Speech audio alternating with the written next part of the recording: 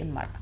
لكن قبل ما نتكلم عنها عايزة أقول مقولة جميلة جدا قالها نابليون بونابرت فيما يخص المرأة. قال: المرأة التي تهز المهد بيمينها تهز العالم بيسارها. حقيقة جميلة، مقولة فوق الرائعة.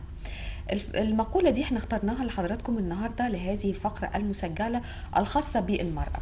ودايما بنقول ان المرأة نص المجتمع، ومن المفروض ان المرأة يعني ما تقعدش في البيت وتكون فقط يعني لإدارة شؤون المنزل. هي طبعا بتبقى لمرحلة معينة، لكن هذه المرأة تستطيع ان هي يكون ليها دخل خاص بها هي. مش لازم ان هي تسيب البيت وان هي تشتغل عمل حكومي او عمل غير حكومي يهلكها طول النهار، بشرط ان هي ما تقدرش ان هي تراعي شؤون الاسره باقي اليوم. لكن ممكن ان هي يكون ليها دخل من خلال موهبه هي بتحبها.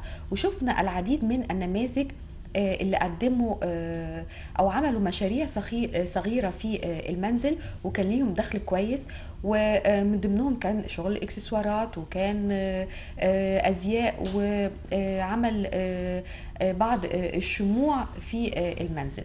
هذه الفقرة الخاصة بالمرأة وكيفية استغلال موهبة المرأة لزيادة دخلها هنشوفها مع بعض، والفقرة المسجلة مع الأستاذة أماني السروجي.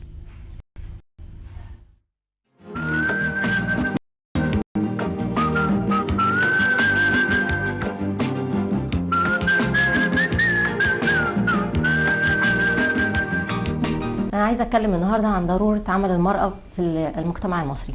فبالنسبة للمرأة تعتبر نصف المجتمع.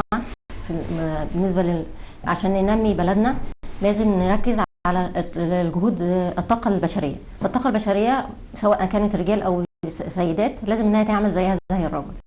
ومش شرط إن المرأة إنها تدور على شغل وإنها تنزل من بيتها وتسيب أولادها وتبقى مشكلة كبيرة. يعني ممكن إنها تشتغل في البيت أي شغلة، أي حاجة هي بتحبها تبتكر فيها، تسعى إن هي تسوقها وتشتغل في البيت زيها زي الرجل وتدخل دخل، وفي الوقت نفسه مهمتها في البيت كاملة. فأنا بالنسبة لي أنا بحب الجلد جدا، فأخدت دورات تدريبية في الجلد واشتغلت في البيت وبسوق الحمد لله وأتقنت الشغل.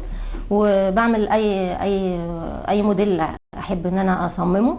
مثلا ده موديل ناحية جراب موبايل وناحية بوك، بيتلبس كده تحت الهدوم، ما يتشدش زي الشنط او اي حاجه.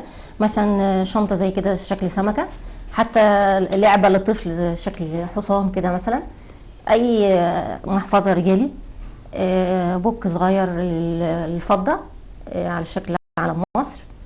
اي موديل ممكن ان انا انفذه. ورده، شكل ورده، جراب موبايل، او شنط، او بوك صغير للفضه. فممكن ان هي اي ست شايفه في نفسها ان هي تعمل اي حاجه، مش شرط انها تنزل. فده ضروري جدا للمجتمع.